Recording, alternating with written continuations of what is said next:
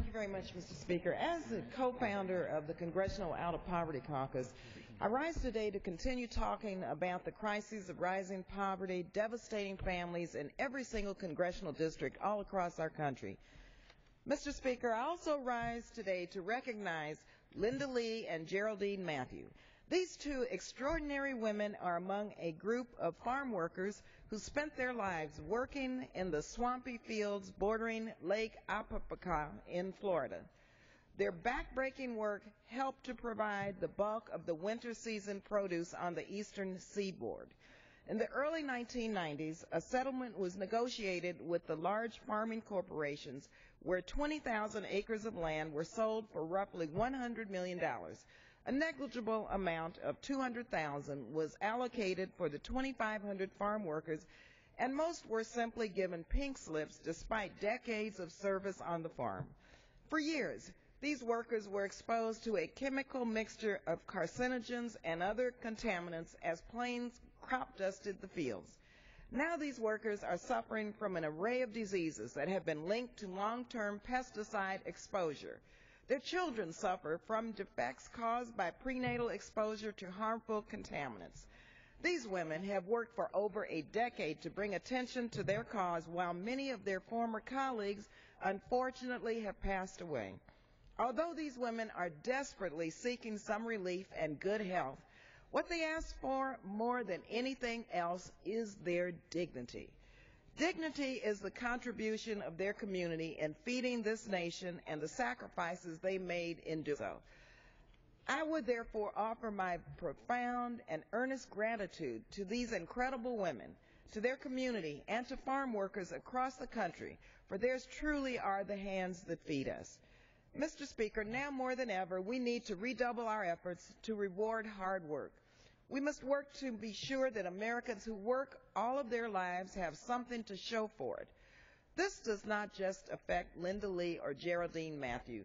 We cannot ignore the fact that millions of Americans have seen their retirement savings decimated, their pensions shortchanged, and their wages stagnant or falling. Even in the face of a rising tide of poverty and an economy with high unemployment, the Tea Party-led Republicans continue their efforts to slash programs which protect the health and well-being of millions of low-income and working poor families. In the coming weeks and months, we will begin to see the impact of the, quite frankly, immoral cuts to vital unemployment benefit extensions as thousands of people across our country who are struggling to find a job will be thrown off of unemployment benefits, thrown off, kicked off the rolls. Some of them may be lucky enough to find work, but far too many will be suddenly cut off with nearly nothing to keep them from falling behind into poverty. They will have been left out and left behind. We may disagree on how to help families in need and workers who are struggling to find work, access needed health services, or feed their children. But we can all agree that leave struggling families completely cut off of unemployment insurance with nowhere to turn for help is not the American way. When Republican politicians protect tax cuts for millionaires, we must be very adamant about protecting the working poor. When Tea Party Republicans fight to protect tax write-offs for corporations and big oil, we must fight to protect hard-working Americans.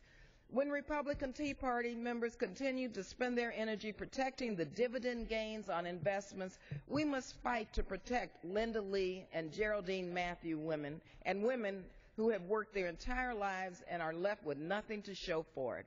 So, Mr. Speaker, unfortunately, there are some who continue to support policies for the 1% where profits rather than people matter.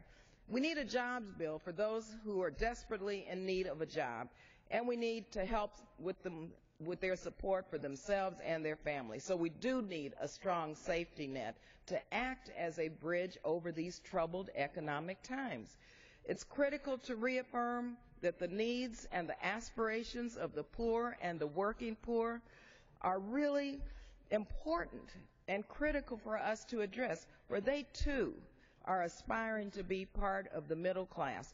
Thank you, and I yield the balance of my time, and I want to thank Congresswoman Jackson Lee for her support and for her yielding, because I know she cares about Linda Lee and Geraldine Matthew and all of the issues that she continues to fight for. So thank you very much.